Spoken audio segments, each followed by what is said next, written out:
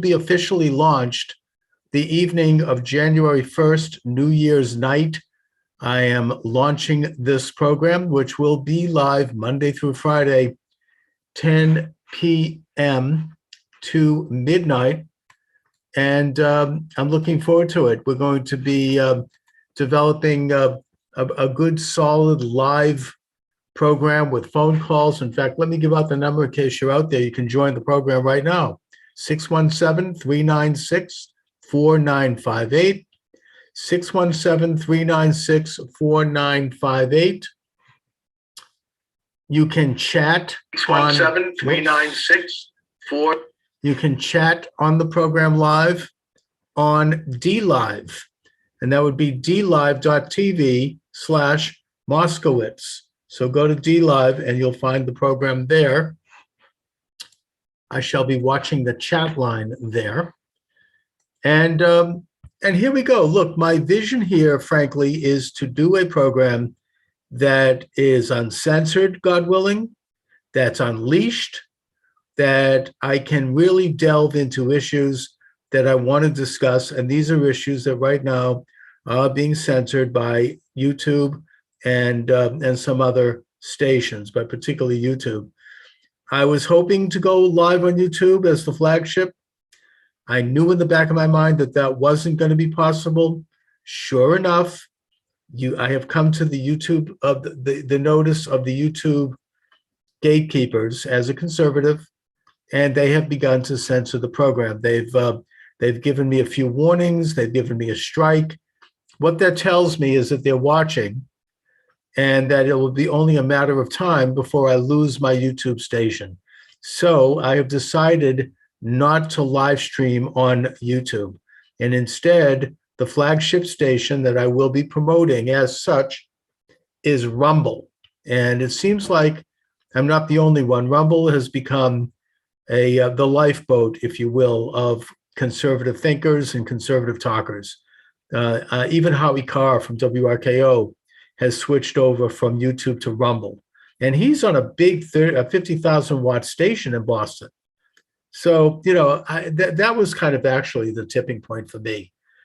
And I actually want to preserve my YouTube channel. I don't want to lose it altogether. I probably have upwards of, 200 videos on there. I've got about 4,000 followers, subscribers on YouTube. I don't want to just let it go, but I'm not going to be broadcasting there. I'm going to be occasionally, once they restore my video rights, assuming they do, I will occasionally drop in a video there if I'm discussing something innocuous, something that's not going to be controversial for them, just to keep the thing happening. But I'm not going to do the live program from there, and I'm certainly not going to send them any of the programming that I'm planning on doing with the subjects that are forbidden to them. And of course, that's something that's not known, but I am told that Rumble will allow real free speech, at least for now. So Rumble is my home away from home as a broadcaster. And hopefully that will continue. And I hope to build the program this coming year on Rumble. And I'm developing various means to do that. By the way, the website is charlesmoscowitz.com. I'm in the process of having some work done to the website in time for the opening next year, where once what I need to be done is done, then my listeners, my followers, my viewers can simply go to the one click to the website, charlesmoscowitz.com, where they will see the program live on Rumble right there. They don't have to click anything. And again, that's Monday through Friday, 10 p.m. to midnight Eastern Standard Time. They will see either me talking or they'll see myself with my guest or guests. They will be able to call from that site. They'll be able to do chats from that site by clicking on the chat button, which will bring them to DLive. They'll be able to just, if they don't want to view the video, they can just listen to the audio from that site. There'll be a click to Sprecher, which is my audio provider. You'll have a link to all of my books and a link to my blog. So everything is going to be there. Once that is finished, I'm having that work done, and that should be in time for the grand opening of the program, which I think is actually going to be this Friday. So I'm looking forward to that. It's a week from, well, yeah, today's Monday, so it'll be Friday. And I am really looking forward to talking about issues that I've been following and that I care about. And one of those issues, which is completely forbidden on YouTube, is the 2020 election. I have been following that every day since the election. I have been following the improprieties that were done. I would argue that based on what I've observed, based on what I've read, based on what I know in my gut, that this election was stolen and that there are serious consequences to this country as a result, and they're not good. Now, I don't claim to prove that, but I will be having a lot of people on this program who have made that claim and who have evidence. And I'm really looking forward to that and really delving into that issue. I mean, I'm going to get on Sidney Powell and Captain Seth Keshel and maybe Boris Epstein, maybe Joe DeGenever and Victoria Tonsing. They've covered this. Maybe Rudolph Giuliani, I hope. As once I launch into this next year and once I begin to build the program. And I intend to continue to follow this story. This is a breaking story. This is not going away. Even this week, you have a state senate in Pennsylvania calling for full forensic audits and authorizing them. And as part of that audit, they wanted to take a look at the Dominion software machines. That was denied them by this corrupt governor and secretary of state. They went to court and they just got a court ruling. Yes, they got a court ruling on Friday of this past week saying that they could proceed to investigate the Dominion software machines. Now, I'm not here to say what they may find, but I do find it awfully curious that the state governor and the state secretary of state tried to actually deny them the right to look at that. This is the elected state house. These are the highest authorities in that state. You know, in reality, I mean, this is the legislative branch when it comes to elections. The US Constitution, the one thing we've learned from this whole fiasco, and most state governments did not even pay attention to this, but now they're beginning to know it, is that the US Constitution, Article 2, states that the state legislators hold the plenary authority to make election law, period.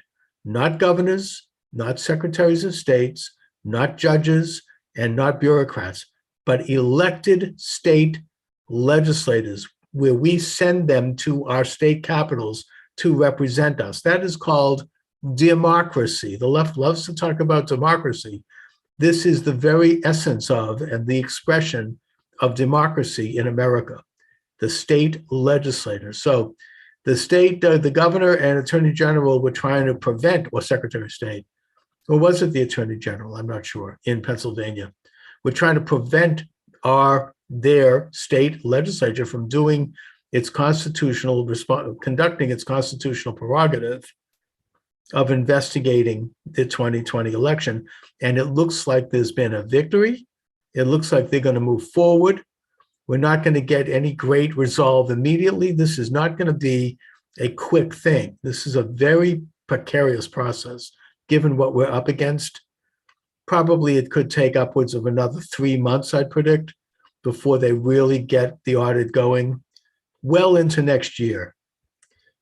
And likewise with Georgia now, there's more and more evidence coming out that Fulton County, Georgia, they actually offshored all of the responsibility for elections to these phony baloney, liberal activist organizations, much of them funded by Zuckerberg, to conduct the polling, to conduct the election observing, to conduct the counting. Can you imagine that?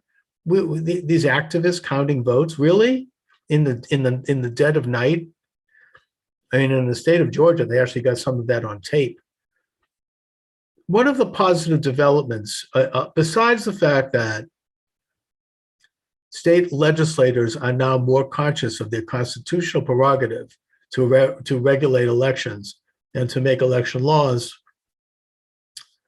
is that regular people, mom and pops, teenagers, retired people, people, empty nesters, anyone who has a little extra time that they can spare for their country, are getting involved at a very local level in election observing, clerking, volunteering to man the election precincts, volunteering to work in the counting rooms.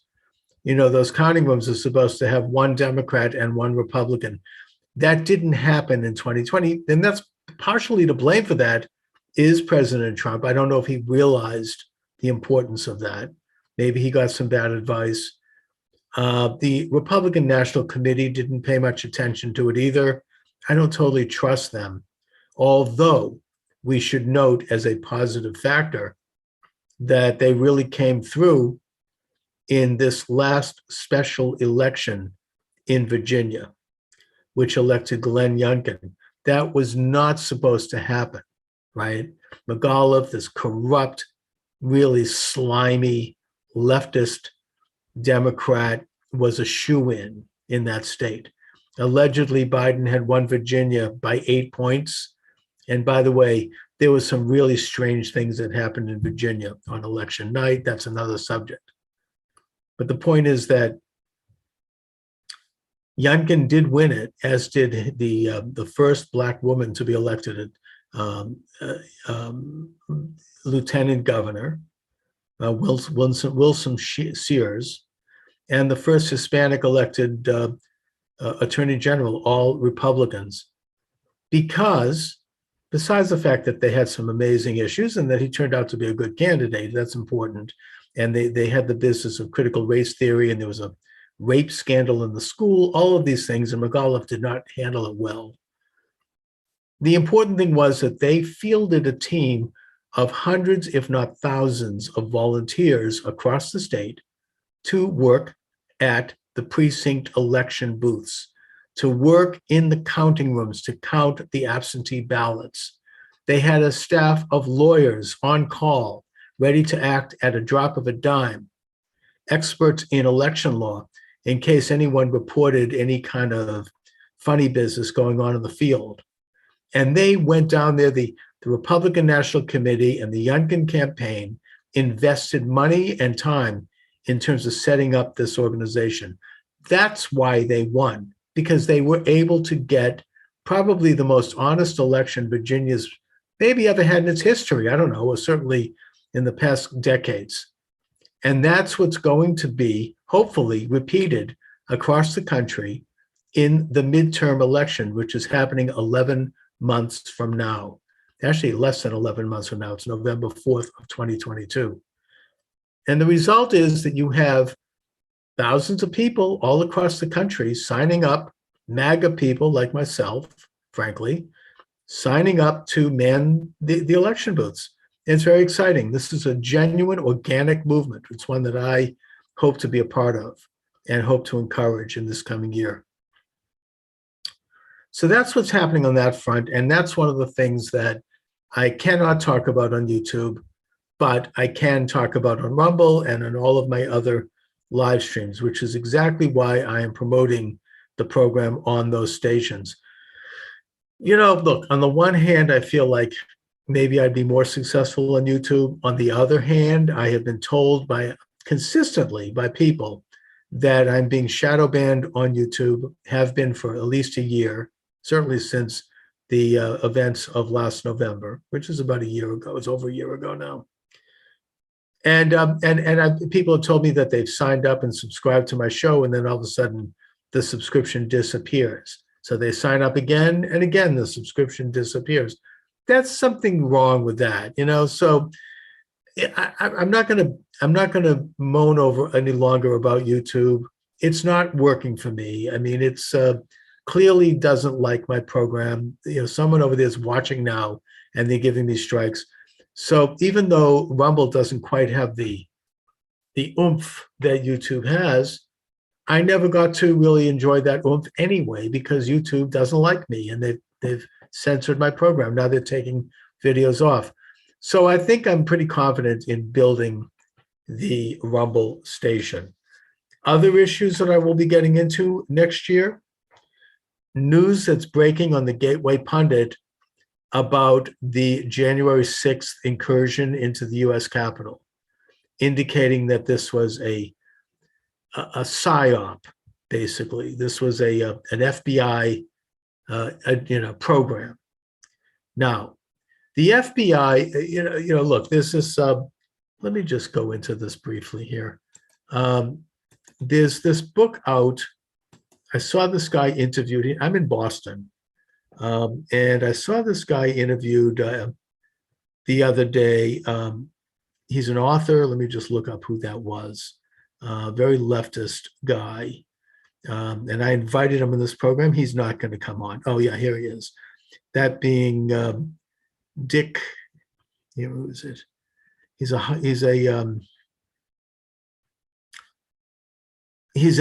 Harvard guy. He wrote a book called White Hot Hate. Let me see if I can look that up. He's written many books. He's kind of a Boston figure. Let me just see here. Because I haven't read it, but I'm going to comment on it because here it is. White Hot Hate. A true story of Dick Lair. True story of domestic terrorists and white supremacists. Okay. And he writes about an event that took place just before President Trump was elected, where these 2 people or 3 people were planning on committing some kind of a terrorist murder in the name of creating a white supremacist America. He in a very sinister and propagandistic style, he implies that these people were supporters of President Trump. In other words, we're all like this, right? Trump is like this. All of the 75 million people plus who voted for him are like this. Everyone is like this. And it's like saying that, I don't know, Hillary Clinton's a communist because some communist said so. They like her. I mean, it's a very sinister agenda. But the other thing that he gets into in the book, and that I heard him talk about on with NECN, was that the FBI, there was an FBI agent that he talked to who had gone undercover in this group and who had kind of blown the whistle on them. And he talked about this FBI agent like he was a heroic figure. Now, he probably is. I'm not taking that away. This is what the FBI does, and they do it well. In the 1960s, you had FBI agents and assets infiltrate and basically take down the Ku Klux Klan. It is an incredible story. It's one that should be honored. In the 1970s, they did the same thing with the Black Panthers, Project COINTELPRO, and they took them down. Back then, they were going after real enemies of the American people. I mean, communists, racists, the mob they took down in the days of J. Edgar Hoover. I mean, these are things that, this is part of an important police work, I would suggest. But in a way, like the left said back in the 1970s, they complained about it because they went after a leftist group and they said this is a police state and this is political, and it was. But they also predicted what basically I think has happened to the FBI, particularly since the advent of Robert Mueller and James Comey, and now this new guy there, Christopher Wray. And that is that it's stepped beyond simply infiltrating radical groups who threaten the American society. They now are involved in influencing those groups to do stuff, and they're into it for political reasons. as much as to discuss, genuine subversive activities. And this has been demonstrated a couple of times. It was demonstrated with the first World Trade Center bombing, when we found out that an FBI agent was actually at the site when they were placing the bomb. You'd think at that point maybe they would stop it before it got that far. It was very strange. A lot of people scratched their heads and were wondering, how could this happen? And yet it did. But then it's really veered into a political thing, where they're going after opponents, that people they don't like, people that I think are not, are not challenging what President Trump, I think, accurately calls the deep state. And that includes President Trump himself, with the corrupt FBI agent who falsified a document, and he was convicted of that by the Durham special prosecutor, that being Kleinsmith, as a way to get Carter Page spied on, and that gave an entree into the Trump campaign. Then you had Peter Strzok, and you had Comey himself even admitting this in congressional testimony, and McCabe lying to Congress, and all the rest, all in part of a coordinated effort inside the FBI to take down President Trump, to stop his success, and once he was in office, to take him out, I would suggest. Now, that doesn't condemn, obviously, all FBI agents. Most of them are great. This is a small, corrupt group that unfortunately was at the top. And this is still unfolding, by the way, and I intend to get into that. But more recently, just before the events of January 6th, the Capitol incursion, and I think it was before the election, you had this situation where these people were picked up allegedly plotting to kidnap Michigan Governor Gretchen Whitmer. Turns out it was about 25 guys. Now it's been revealed, and the New York Times has admitted this, that more than half of them were FBI agents. Now that tells me that it seems reasonable to maybe suggest that the FBI might have been spearheading that whole agenda, that they wanted to do this to try to smear conservatives and paint them as white supremacists and radical right-wingers. And this was at a time when Antifa was running wild, looting Black businesses, burning Black communities, and all of that, and shooting cops.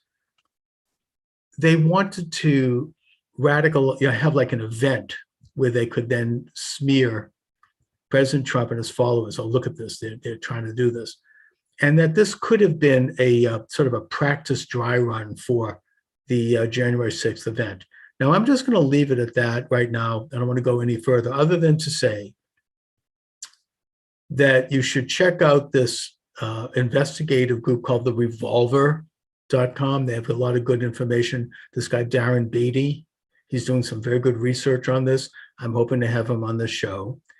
And also the Gateway Pundit is going to be rolling out in the next week or two some really solid investigative reporting on this as the story unfolds and as the whole narrative around this unravels. And that's exactly what it's doing.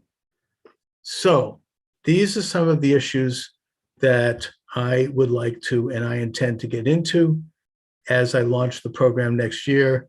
I intend to continue, hopefully, with my usual kind of mainstream, if you will, not normie interviews with authors and newsmakers and historians. I like to interview people who've written history books, but I also intend to get into all of these controversial issues. I'm looking forward to it. It launches next year. Check out the website, charlesmoscowitz.com. This will be a program where you can call in, where you can chat, you can engage in, I hope to have just a good interactive experience with all of you. So on that note, I'm going to thank you for watching this evening. And I'm looking forward to hearing from you and in the coming year, I should just end by mentioning that the program is sponsored by myself and by buying my books. I don't ask for money. I don't ask you to buy products. I simply offer my books. They're available at Amazon Books. You can put my name in the server. I'm the author of about 20 books. Charles Moscowitz. This is one of my most recent books. I'll just hold that up for the camera. The Satanic Conspiracy, The Spectre Haunting Mankind. My most recent book is called Sociology for Conservatives. I'm trying to develop a conservative social theory as opposed to what we usually get in sociology classes. And I'm a student of sociology, and that is liberal left theories. So on that note, again, I want to thank you, everyone, for joining me. God bless you. I wish you a happy new year. God bless America.